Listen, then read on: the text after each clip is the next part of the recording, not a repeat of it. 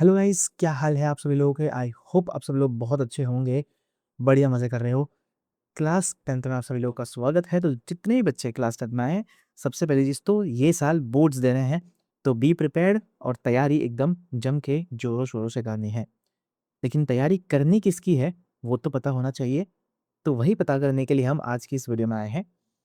मैं आज आपसे डिस्कस करूँगा, इस वीडियो में हम बात करेंगे अबाउट एसएसटी का सिलेबस। ठीक है, तुम्हारा 2026 एंड 2027 में एसएसटी का क्या सिलेबस रहने वाला है, ये सिलेबस के बारे में हम लोग डिस्कस करेंगे। कौन से चैप्टर्स तुमको पढ़ने हैं, कितने पढ़ने हैं और कौन से चैप्टर्स को लीव करना है। और जो मैप आता है तुम्हारा, वो मैप में तुमको कौन सी चीज़ें लर्न करनी है, वो सब कुछ मैं तुमको बताऊंगा।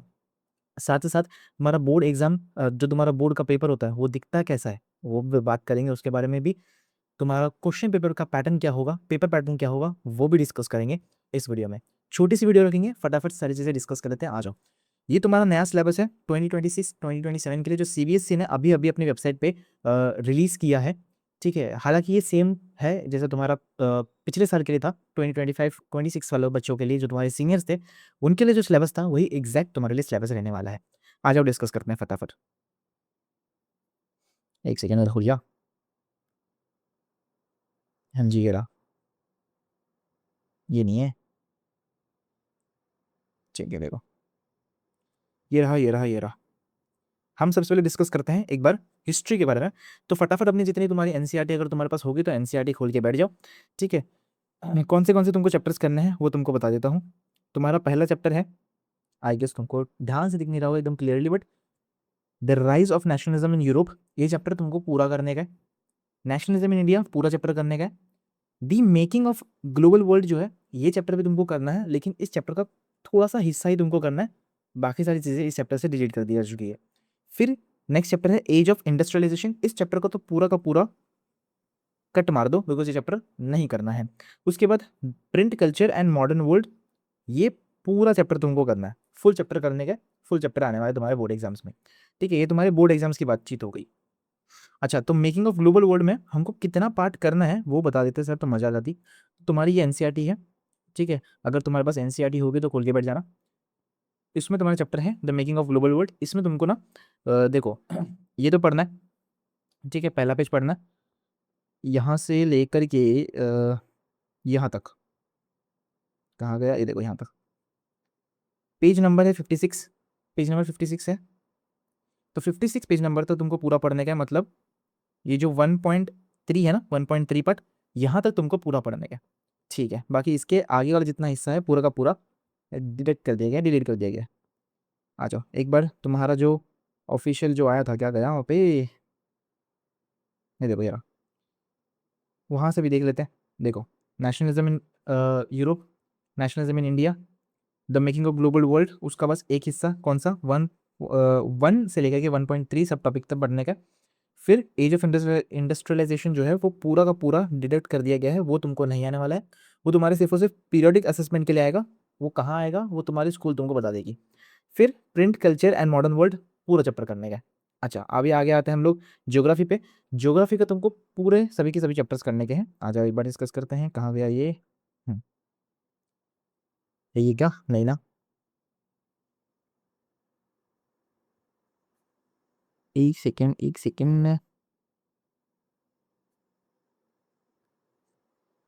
हाँ,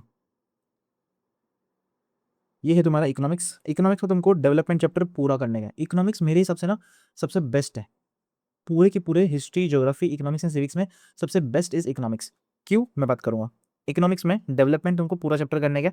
सेक्टर ऑफ इंडियन इकोनॉमी सबसे बड़ा चैप्टर है ये इकोनॉमिक्स का, लेकिन सबसे इंटरेस्टिंग चैप्टर है, पूरा करने का। मनी एंड क्रेडिट, ये भी पूरा चैप्टर करने का, बहुत ही ईजी चैप्टर है और बहुत मजा आएगा इसको करने में। ग्लोबलाइजेशन एंड इंडियन इकोनॉमी, इसका एक छोटा सा हिस्सा ही करने का, पूरा चैप्टर करने की कोई ज़रूरत नहीं है। कंज्यूमर राइट, पूरा का पूरा चैप्टर हटा दो, ये पूरा चैप्टर करने की कोई ज़रूरत नहीं है। और ग्लोबलाइजेशन और इंडियन इकोनॉमी का भी ना एक छोटा सा हिस्सा करने का है। तो मतलब तुमको सिर्फ और सिर्फ 3 चैप्टर्स इकोनॉमिक्स में करने के हैं। अच्छा, अब आगे आते हैं। आगे तुम्हारा आ गया ज्योग्राफी। ज्योग्राफी में तुमको सब कुछ करने का है। ये रिसोर्स एंड डेवलपमेंट पूरा करने का है, फॉरेस्ट पूरा, वाटर रिसोर्स पूरा, एग्रीकल्चर पूरा, मिनरल्स एंड एनर्जी रिसोर्स पूरा, मैन्युफैक्चरिंग इंडस्ट्री पूरा। लाइफलाइन ऑफ नेशनल इकोनॉमी जो है ना, इसको कट कर दो। बिकॉज इस चैप्टर से सिर्फ और सिर्फ मैप्स आने वाले हैं। इस चैप्टर से तुमको कुछ पढ़ने का नहीं है, इस चैप्टर से कोई क्वेश्चन नहीं आएगा, इस चैप्टर से मैप आने वाला है, उसको अच्छे से करना। अब कौन से मैप आएंगे वो भी बात करेंगे। अच्छा आगे आ जाओ, आगे तुमको दिखेगा इकोनॉमिक्स, सिविक्स, सॉरी सिविक्स में तुमको सब कुछ करने के। सिविक्स एकमात्र चीज़ है जिसमें तुमको सब कुछ करने के। पावर शेयरिंग पूरा, फेडरलिज्म पूरा, जेंडर रिलीजन कास्ट पूरा, पॉलिटिकल पार्टीज पूरा, एंड आउटकम ऑफ डेमोक्रेसी पूरा। ठीक है, सारी चीज़ तुमको पूरी पूरी करने की है। अच्छा लेकिन अभी इकोनॉमिक्स में सर आपने कहा था कि ग्लोबलाइजेशन एंड इंडियन इकोनॉमी का एक हिस्सा आने वाला है, कौन सा बता देता हूँ। अच्छा ग्लोबलाइजेशन एंड इंडियन इकोनॉमी का ना, इसमें तुमको सिर्फ पूरी तुम्हारी एनसीईआरटी में 2 टॉपिक मिलेंगे। कौन से? एक तुमको मिलेगा what is globalization, and next मिलेगा factors that have enabled globalization. तुमको यही 2 टॉपिक्स करने के हैं। जब हम पढ़ेंगे तब मैं तुमको इसकी पीडीएफ दूंगा, इसके नोट्स की। कुछ मैं कहूँ तो भाई छोटी सी पीडीएफ है, एकदम 5-6 पेजेस की, बहुत ही छोटी पीडीएफ है, लाइक मैंने पीपीटी बनाई है इसकी। उसमें पूरा चैप्टर कवर हो जाएगा, उतना करोगे इनफ है, एनसीईआरटी देखने की जरूरत नहीं पड़ेगी। ठीक है, ये हो गया। और कंज्यूमर राइट तो तुम्हारा पूरा का पूरा डिडक्ट होने वाला है। अच्छा अब आगे हम लोग मैप्स की बात कर लेते हैं। एक बार आ जाओ आ जाओ आ जाओ आ जाओ आ जाओ। ये देखो मैप, तुमको ये सारी चीज़ें आने वाली है। मैप तुम्हारा एग्जैक्टली जो 2025-2026 में जो तुम्हारा मैप्स था वो सारी चीज़ें। हिस्ट्री में नेशनलिज्म इन इंडिया से मैप आने वाला है। ज्योग्राफी में तुमको ऑलमोस्ट सारे चैप्टर से मैप मिलेगा। Resource and development, water resources, agriculture, mineral and energy resource, manufacturing industries और life line of national economy, यहाँ से जो तुमको मैप आएंगे ना, इनको अच्छे से देखना, बिकॉज ये चैप्टर से सिर्फ मैप आने वाले हैं, तो इस चैप्टर से ज़्यादा मैप्स आने की चांसेस ज़्यादा है। ठीक है, 5 मैप के लिए तुम्हारे को मैप्स देखने मिलते हैं। अब पेपर पैटर्न क्या है वो भी डिस्कस कर लेते हैं, आ जाओ।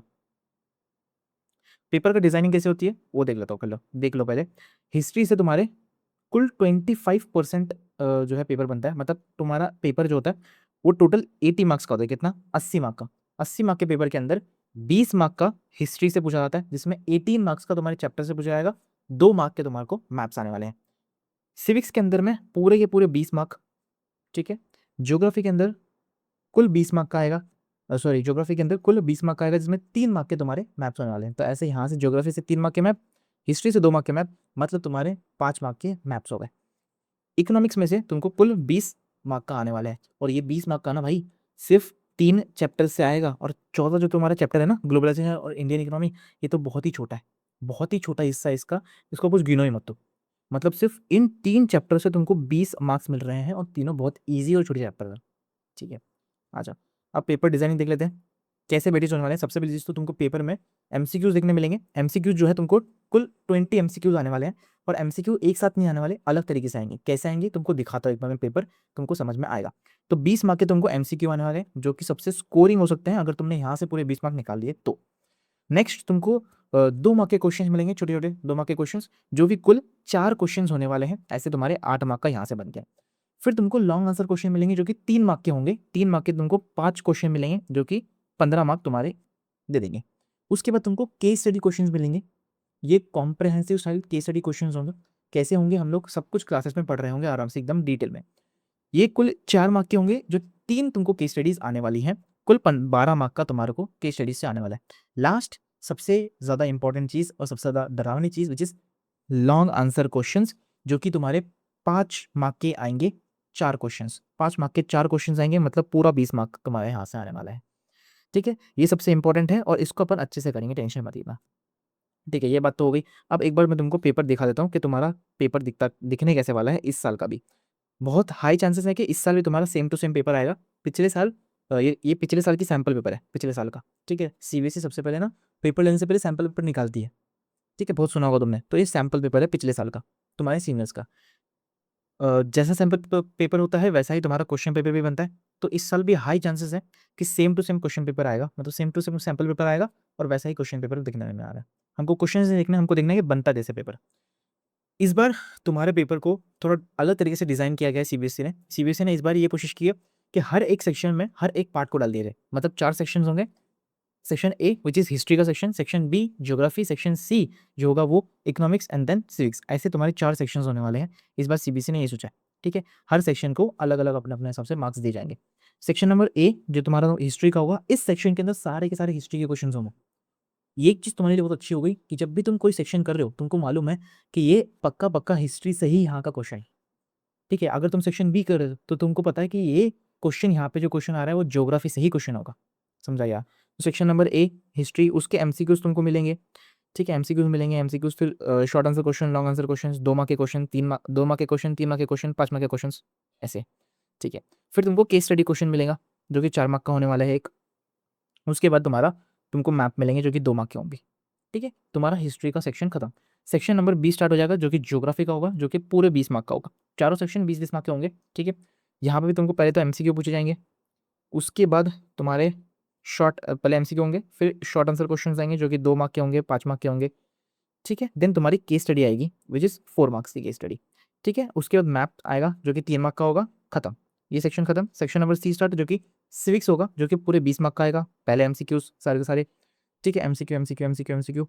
देन एमसीक्यू में असर्शन रीजन भी होगा, फिल इन द ब्लैंक्स भी हो सकता है, मैच द फॉलोइंग भी हो सकता है, ठीक है जी। उसके बाद तुम्हारे 2 मार्क के, 3 मार्क के, 5 मार्क के क्वेश्चन, फिर तुम्हारी एक केस स्टडी जो कि 4 मार्क की केस स्टडी आएगी, ठीक है। केस स्टडी खत्म, सेक्शन खत्म, इकोनॉमिक्स वाला section start, section number D economics का सेक्शन स्टार्ट जो कि 20 मार्क का होगा। यहाँ पे एमसीक्यू आएंगे, ठीक है, एमसीक्यू एमसीक्यू एमसीक्यू, फिर शॉर्ट आंसर क्वेश्चंस, 3 मार्क के क्वेश्चंस, 5 मार्क के क्वेश्चंस, ऐसे आएंगे। अब ज़रूरी नहीं कि 3 मार्क के क्वेश्चंस आएंगे, 2 मार्क के क्वेश्चंस आएंगे, कौन से सेक्शन में आएंगे वो पता नहीं है, लेकिन आएंगे ज़रूर, ठीक है। उसके बाद तुम्हारा लास्ट में मैप होगा, ये तुमको मैप दिया जाएगा। चलो यहाँ तो तुम्हारा पेपर होने वाला है पूरा। इसका मतलब ये है कि इकोनॉमिक्स के अंदर से तुमको कोई केस स्टडी देखने नहीं मिलेगी कि यही सही है, नहीं, ये सही नहीं है, कंपलसरी नहीं है, ठीक है। आ सकती है केस स्टडी, ठीक है, और नहीं भी आ सकती। तो ये तुम्हारा क्वेश्चन पेपर होने वाला है, मतलब ऐसे तुम्हारा इस साल का भी आएगा। इस साल जब सैम्पल पेपर आएगा तो हम लोग उसको विस्तार से डिटेल में डिस्कस करेंगे कि कैसे सैम्पल पेपर है और क्या पेपर पैटर्न है। फिलहाल तो यही होने वाला है, ठीक है। तब तक के लिए अपन मिलते हैं नेक्स्ट वीडियो के अंदर। Tata bye bye, take care, अपना ध्यान रखना।